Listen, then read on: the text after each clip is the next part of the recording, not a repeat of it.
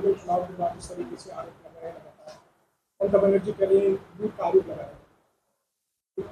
ये चुनाव की जो पूरी प्रक्रिया हुई, क्योंकि हम उत्तर प्रदेश में भी देख चुके हैं कि किस तरह से सुरक्षा बलों का कहर रहता है चुनाव के समय, और किस तरह से एक तरह से डर का माहौल क्रिएट किया जाता है और कार्यकर्ताओं को धमकाया जाता है कि वो बूथ तक ना जाएं, अपना बस्ता ना लगा पाएं, या जो हमारे बूथ एजेंट्स होते हैं जिनको अंदर रहना होता है बूथ अध्यक्ष लोगों को वोट डलाने के लिए, तो उनको भी बाहर कर दिया जाता है बूथ से। तो आखिरकार ये भारतीय जनता पार्टी के लोग ने जो एक किया है बंगाल में, मैं समझती हूँ जिस तरह उत्तर प्रदेश में उन्होंने चुनावों को नतीजों पे पहुंचाया था, उसी तरह बंगाल में भी उसी तरह कार्य करके ये लोग सत्ता में आए हैं। अखिलेश यादव की भी मुलाकात की है, उन्होंने कहा हम आपके साथ इस तरीके से उत्तर प्रदेश में जाना चाहिए, उसी का क्योंकि समाजवादी पार्टी के हमेशा से इनसे अच्छे रिश्ते रहे हैं, और वहाँ जाके जो प्रेस कॉन्फ्रेंस हुई है उसमें कहा गया है कि हम चाहते हैं कि काउंटिंग वाले दिन जिस तरह से यूट्यूबर्स लाइव करते हैं, अब ये टेक्नोलॉजी का ज़माना है, अब लाइव करना कोई बहुत बड़ी बात तो रह नहीं गया है। हमने देखा कि किस तरह से लाइव जो फुटेजेस अवेलेबल थी, तभी जब चंडीगढ़ में जब मेयर के चुनाव थे तो उसमें जो धांधली हुई थी वो पकड़ी गई थी। तो समाजवादी पार्टी की ये मांग है कि जब चुनाव होंगे उत्तर प्रदेश में, तो वहाँ पे स्पेशली जब काउंटिंग वाले दिन हम चाहते हैं कि वहाँ से लाइव फुटेजेस हो, लाइव कवरेज किया जाए उसे, क्योंकि भारतीय जनता पार्टी तो अपने आप को बहुत ही टेक्नोलॉजिकली आगे बताती है। तो समाजवादी पार्टी की मांग है, और इलेक्शन कमीशन से तो हमें कोई उम्मीद ही नहीं है। जिस तरह से इलेक्शन कमीशन काम कर रही है गिरोह की तरह, पूरी तरह भारतीय जनता पार्टी के पक्ष में काम कर रही है, क्योंकि उनको संरक्षण मिला हुआ है भारतीय जनता पार्टी से। समाजवादी पार्टी डेलीगेशन में जिलाधिकारी महोदय ने शिकायत की है कि लोहिया जी की मूर्ति पर आपत्तिजनक चीज डाली हुई, कहाँ पे डाली? नहीं, ये तो भारतीय जनता पार्टी तो एक विचार वाले लोग हैं ना, ये तो कभी दूसरी विचारधारा को एक्सेप्ट ही नहीं करेंगे, और एक्सेप्ट भी नहीं करेंगे, और साथ में ये लोग रिस्पेक्ट भी नहीं करते हैं, रिस्पेक्ट भी नहीं करते हैं। तो देखने को मिला है अभी बंगाल में, हमें देखने को मिला है कि स्वामी विवेकानंद की तस्वीरों पे तिलक लगा रहे थे, और जितनी भी वहाँ पे तस्वीरें थी बंगाल के सभी नेताओं की, रविंद्रनाथ टैगोर की, सब पे तिलक लगाया जा रहा था। आखिरकार ये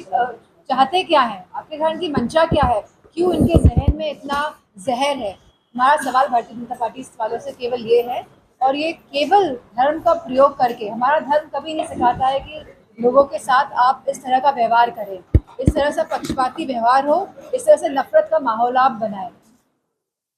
2027 में होने वाले चुनाव को जो बंगाल में हुआ है नहीं होने देंगे, क्या हमारा,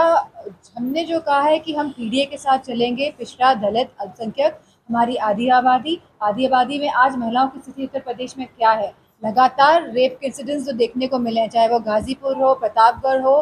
गोंडा हो, जहाँ पे भी ये रेप इंसिडेंट्स हुए हैं, और प्रतिनिधिमंडल जा रहे हैं तो वहाँ पे पुलिस भी पत्थर खा रही है, और साथ में लोग भी पत्थर खा रहे हैं, और साथ में प्रतिनिधिमंडल के जो इतने बड़े बड़े नेता लोग जा रहे हैं वो भी पत्थर खा रहे हैं,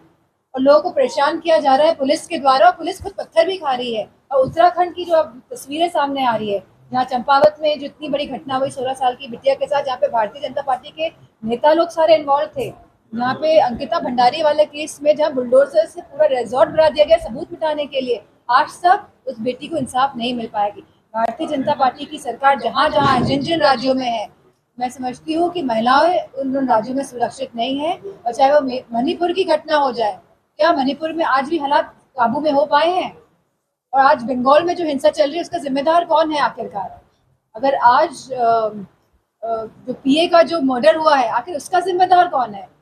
क्योंकि इतने हाई प्रोफाइल किसी व्यक्ति का मर्डर हो जाए, वो भी भारतीय जनता पार्टी की सरकार आ जाए, तो आखिरकार उसका मर्डर क्यों हुआ? इस बात पे भी बहुत बड़ा प्रश्न चिन्ह है। कहीं ऐसा तो नहीं कोई राज दबाए हुए थे भारतीय जनता पार्टी के, इस वजह से उनका मर्डर किया गया है? मैडम, तमिलनाडु में सबसे बड़ी पार्टी को गवर्नर ने अभी तक न्योता नहीं दिया, क्या लगता है कि गवर्नर भी भाजपा से मिलेंगे? ये देखने को मिला है पिछले कई वर्षों में, जो ये इस तरह का वातावरण पूरे प्रदेश में फैलाया गया है, जिस तरह भारतीय जनता पार्टी की तरह ही गवर्नर्स एक्ट कर रहे हैं, लेकिन क्योंकि अभी वहाँ पूर्ण बहुमत नहीं है, तो गवर्नर भी शायद सुनिश्चित करना चाह रहे हैं कि किसकी सरकार बन जाए। लेकिन जो गवर्नर्स होते हैं उनको सबसे पहले सबसे बड़ी पार्टी को ही अपना बहुमत साबित करने के लिए बुलाना पड़ता है।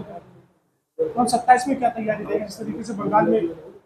उत्तर प्रदेश के लोग तो सब झेल चुके हैं, हमारे क्या कार्यकर्ता लोग नहीं झेले हैं? क्या उनके घरों में दबिश नहीं पड़ी है रातों रात?